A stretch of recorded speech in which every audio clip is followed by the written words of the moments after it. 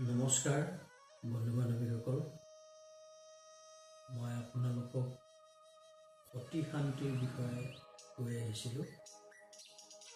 সমাজত সতী নাৰীক গুৰুজনে কেনেধৰণে প্ৰতিষ্ঠা কৰি থৈ গৈছিল তাক মই কৈ গৈছিলোঁ। আজিও মই তাৰ পৰৱৰ্তী অংশৰ পৰা আপোনালোকক ক'বলৈ লৈছোঁ। অল্পকালে শান্তি আই স্বৰ্গে চলি গ'লা, তেওঁ স্বামী ভক্তি বলে মহন্ত হইলা। শংকৰে বোলয় এক কথা সবে শুনা, উক্ত মুলুকত নাই শান্তি এক জানা। এহিমতে ভক্তৰ অধৰ্ম জাতিত দুখী দৰিদ্ৰৰ ঘৰে ৰাখিবা কিঞ্চিত। দ্বিজ শুদ্ধ বুলি নকৰিবা অহংকাৰ, নাম ধৰ্ম সমস্তকে কৰিব উদ্ধাৰ। শান্তি আই বোলে দেখাইলা পতন্তৰ, কহে মূৰ দিন কৰি জুৰি দুৰি কৰ। খুব কম বয়সতে ৰাধিকা শান্তি পৰলোকলৈ গমন কৰে। শান্তিৰ স্বৰ্গগামীৰ পিছত তেওঁৰ স্বামী পুনানন্দক গুৰু ভক্তি ধৰ্ম ভক্তিৰ বাবে মহাপুৰুষ জগতগুৰু শ্ৰীমন্ত শংকৰদেৱে মহন্তৰ শাৰীত স্থান দিয়ে। জাতৰ কোনো ভেদাভেদ জ্ঞান নাৰাখি গুৰুজনাই সকলো শ্ৰেণীৰ লোকক একত্ৰিত কৰি এক শৰণ নাম ধৰ্মৰ বহল প্ৰচাৰ আৰু প্ৰসাৰৰ বাবে শিক্ষা দীক্ষাৰে তেওঁলোকক ভকত আৰু মহন্তৰ শাৰীত ঠাই দিয়ে। বিভিন্ন ভাষাৰ লোকক একত্ৰিত কৰি তেওঁলোকক মানৱতাৰ জ্ঞান ধৰ্ম জ্ঞানেৰে কেনেদৰে একত্ৰিত হৈ থাকি অসমীয়া জাতিৰ সবল কৰি তুলিব পাৰি তাৰ বিভিন্ন দিশ দাঙি ধৰিলে। এক শৰণ নাম ধৰ্ম অৰ্থ বহলভাৱে বুজাই দিলে আৰু তাৰ দ্বাৰাই যে বৰ্বৰতাবোৰ ত্যাগ কৰি এটা সত্য শুদ্ধ আৰু শান্তিৰ পথ ল'ব পাৰি তাক বুজাই দিলে। নদিয়াল নালাগে অতি ক্ষুদ্ৰ পৰিয়ালত জন্মগ্ৰহণ কৰিও মনৰ দৃঢ়তা আৰু নেৰানেপেৰা একাগ্ৰতাৰে পবিত্ৰ ভাগৱতী ধৰ্মৰ নিদৰ্শন অনুকৰণ কৰি নিজৰ অলৌকিক প্ৰতিভা আৰু শক্তিৰ পৰিচয় যে দিব পাৰি, এই কথা গুৰুদেৱে ৰাধিকাৰ দ্বাৰা জনসমাজক দাঙি ধৰিছিল। হয়তো শংকৰদেৱে সতী বুলি প্ৰতিষ্ঠা কৰা নাৰী অসম ভাৰতবৰ্ষত কিয় সমগ্ৰ পৃথিৱীতে বিৰল। আজিকালি লোকৰ মুখ নোচোৱা বা স্বামীৰ বাদে বেলেগক সেৱা শুশ্ৰূষা নকৰা লোক হয়তো সেইটো বিৰল হ'ব। এক কথাত ক'বলৈ গ'লে সত্য বুলি পৰিগণিত হোৱা পাশ্চাত্যৰ দেশবোৰৰ আধুনিক বেশভূষণ, কথা বতৰা, নীতি নিৰ্দেশনা, সাহিত্য সংস্কৃতি নোলোৱাকৈ কেইগৰাকী বা কেইজন বাচি আছো। আদিম যুগৰ পুনৰাবৃত্তি নোহোৱাকৈ আজি কাৰোৰে শান্তি নোহোৱা হৈছে। সেইকাৰণে ৰাধিকাক সাধু আখ্যা দিয়ে শ্ৰীমন্ত শংকৰদেৱৰ কাৰুকাৰ্যক এচাম লোকে লুকুৱাবলৈ চেষ্টা কৰিছে। ঈশ্বৰৰ অৱতাৰ বুলি মানি ল'বলৈ টান পাইছে। ফলত নিজৰ মাজতে ভেদাভেদ সৃষ্টি কৰি নানান ষড়যত্নত লিপ্ত হৈ মূল ধৰ্মক আওকাণ কৰি উপৰুৱা ধৰ্মবোৰ গা কৰি উঠিছে। গছৰ ঠাল পাতবোৰতে পানী দি জীপাল কৰিবলৈ উঠি পৰি লাগিছে আৰু মনবোৰ বিভ্ৰান্তি হৈ যধে মধে বিভিন্ন দুৰ্নীতিত লিপ্ত হৈছে, যাৰ ফলত চাৰিওফালে কটা মৰা, ধৰ্ষণ, লুণ্ঠন, হত্যা, বিস্ফোৰণ আদিবোৰেৰে গা কৰি উঠিছে। আমি যদি হিংসা ভেদাভেদ এই ভাৱবোৰ ত্যাগ কৰি গুৰুজনাই দি যোৱা এই সুন্দৰ আদৰ্শবোৰ গ্ৰহণ কৰি আৰু নজনা নুশুনা জনকো বুজাই দিব পাৰোঁ, তেতিয়াহে গুৰুজনাৰ আত্মাই শান্তি পাব, তেখেতৰ আপুৰুগীয়া চেষ্টা সাৰ্থক হ'ব। প্ৰথমে নিজক চিনি পোৱাৰ প্ৰয়োজন। নিজৰ ভুল ক'ত হয়, খং ক'ত উঠে, কেনেদৰে সেইবোৰ শুদ্ধৰাই সংযত কৰিব লাগে, তাৰ প্ৰতি লক্ষ্য ৰাখি ভেদাভেদ জ্ঞান ত্যাগ কৰি সুহৃদয় সুসহযোগিতাৰ ভাৱ ৰাখি চলিব লাগে। তাৰ অভ্যাস প্ৰথমতে নিজে কৰক, তাৰ পিছত আনক তাৰ উদাহৰণ দাঙি ধৰক। এইবোৰ কৰিবলৈ বৰ কঠিন, কাৰণ ইয়াক ছয় ঋতুৰ সমান্তৰালকৈ দমন কৰিব লাগিব। কিন্তু এটা বেয়া পথ, বেয়া ঘটনা কোনেও নেদেখুৱাকৈ, নোকোৱাকৈ বা অভ্যাস নকৰাকৈয়ে আপোনা আপুনি কৰিব পাৰি, ইয়াৰ বাবে কোনো সময়ৰ প্ৰয়োজন নাই। এটা সঁচা কথা, নিজক চিনি পালে আনকো চিনি পাব পাৰি।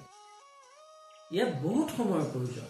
সেয়ে নিজক চিনিবলৈ যিমান সময় প্ৰয়োজন ল'ব লাগে, তেতিয়া আনক চিনিবলৈ সময় ক্ষতি কৰিব নালাগে। শংকৰদেৱে সতী বুলি প্ৰতিষ্ঠা কৰা ৰাধিকাক কিছু লোকে বাস্তৱ আৰু কিছু লোকে কাল্পনিক চৰিত্ৰ ৰূপে বিশ্লেষণ কৰিব খোজে। বাস্তৱেই হওক বা কাল্পনিকেই হওক, সেই আদৰ্শবান চৰিত্ৰটোক অন্তত অনুকৰণটো কৰিব পাৰি। সত্য বুলি মানি ললে মহান হৈ উঠিব পাৰি, আৰু কাল্পনিক বুলি ভাবিলে সি ভ্ৰান্ত হৈ উঠিব। সঁচ নাথাকিলে উৎপাদন অসম্ভৱ। ঠিক তেনেকৈ সত্য নহলে জনমানসত জনপ্ৰিয়তাৰো অসম্ভৱ। এটা কথা, পুৰণিক বাদ দি নতুনৰ সৃষ্টি হ'ব নোৱাৰে।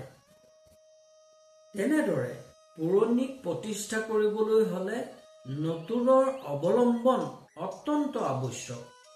যদিও বৰ্তমান নাৰী সমাজত বা সমাজৰ সকলোৰে ওপৰত আধুনিকতাৰ ৰহনে স্পৰ্শ কৰিছে, পাশ্চাত্যৰ সংস্কৃতিৰ বাৰুকৈ প্ৰভাৱ পৰিছে, আধুনিকৰ পৰা আধুনিক সজাই তুলিছে, তথাপিও কিন্তু বুৰঞ্জীৰ পাত লুটিয়াই চালে দেখা পোৱা পুৰণি সমাজৰ সভ্যতা, আদৰ্শ, গুণ, জ্ঞান আমাৰ জীৱনৰ সত্য শুদ্ধ নিৰ্দিষ্ট গতিপথ হৈ পৰিব পাৰে। জীৱনৰ প্ৰকৃত পথত অগ্ৰসৰ হ'ব পৰা যাব। গুৰুজনাৰ অৰ্থাৎ শ্ৰীমন্ত শংকৰদেৱে বিবাহৰ পিছত আই সূৰ্যৱতীৰ আৰু গুৰুজনাৰ এগৰাকী কন্যা জন্ম সন্তান হয়। শাস্ত্ৰ পুথিসমূহে এনেধৰণে উল্লেখ কৰিছে, পুহ যে মাহৰ 8 দিন গত, মুনুকন্যা উপজিল, দেখি সমস্তৰ হৰিক বিস্তৰ, সমস্তে লোকে কৰিল। পুহ মাহৰ 8 দিনৰ দিনা শংকৰদেৱৰ ভাৰ্যা সূৰ্যৱতীৰ গৰ্ভত এটি কন্যা সন্তানৰ জন্ম হয়। সন্তানটিৰ নাম হল মনু। সন্তানটিৰ জন্মৰ খবৰ পাই সকলোৱে চাবলৈ আহিল, আৰু সেই সন্তানটিক চাই সকলোৰে মনত আনন্দৰ ঢৌ উঠলি উঠিল। জীও উপজীৱে দেখি শংকৰৰ হৰিষৰ পাৰ নাই, মহাৰংগ মনে শংকৰে তেখনে, সন্ধৰাক নীলামতাই। শুনা দলৈবৰ আমাৰ জীউৰ, ৰাখি ছয় গণিও ক, কেনমতে কন্যা ধৰ্মবন্ত হইব।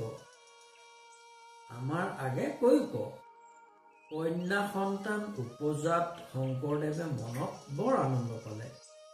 তেওঁ ততাতয়াকৈ সন্ধৰা দলৈত মতাই নিয়ায় আৰু আনন্দ উৎসৱৰ পৰিৱেশৰ মুখত সন্ধৰা দলৈ হতুৱাই ৰাশি ফল চোৱায়। ভৱিষ্যতে কেনেধৰণে ধৰ্মৱন্ত হ'ব সৰ্বগুণী শংকৰদেৱে উৎসুকতা সামৰিব নোৱাৰি জানিব খুজিলে দলৈৰ মুখেৰে। শুনিয়া দলৈ দুৰ্নি আমদানি হত হান্দি আনি লন্ত বৰ ফলি আনি দিব্যানক ধৰি গণিবাক লাগি মন্ত। যত নাৰীগণ গাঁৱত বসন যাৰ জীৱা আহিলে ক সূৰ্যৱতী আই যি দিশক মুখে আছিল তাক কৈলে ক। গুৰু বাক্য শিৰে ধৰি সন্ধৰাই কলগছৰ দোনা আমদালি ঘট হান্দি আদিবোৰ প্ৰস্তুত কৰি ল'লে আৰু ফলি পেঞ্চিল লৈ গণনা কৰিবলৈ ধৰিলে। গাঁৱত যিমান নাৰীয়ে বাস কৰিছিল সকলো আহিল আৰু সূৰ্যৱতী আই যি দিশৰ পিনে মুখ কৰিছে অৰ্থাৎ তেওঁ যে মৃত্যুৰ পিনে আগবাঢ়িছে তাকো ক'লে। যেহি দণ্ড বেলা কন্যা উপজিলা শিশৱ কথাক ককৈল উপজিব বেলা জীৱা বস্ত্ৰ পাৰি জীৱা নাৰীগণে লৈ ল চাম্য খুৰ খানে নাৰীক চেদিল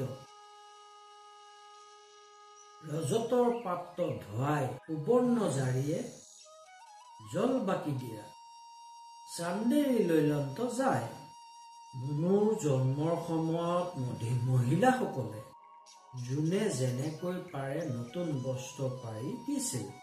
তামৰ খুৰেৰে নাৰী ছেদ কৰি ৰূপৰ পাত্ৰত ধুৱাইছিল।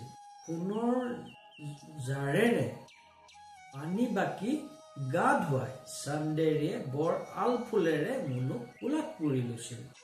নমস্কাৰ বন্ধু বান্ধৱীসকল, মই আজিলৈ আপোনালোকৰ পৰা ইমানতেই বিদায় মাগিছোঁ। ইয়াৰ পিছৰ পৰ্যায়খিনি মই আপোনালোকক যিমান পাৰি দিবলৈ চেষ্টা কৰি যাম। তাৰ বাবে আপোনালোকৰ আশীৰ্বাদ অতি প্ৰয়োজন।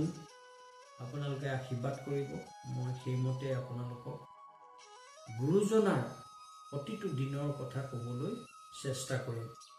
ধন্যবাদ।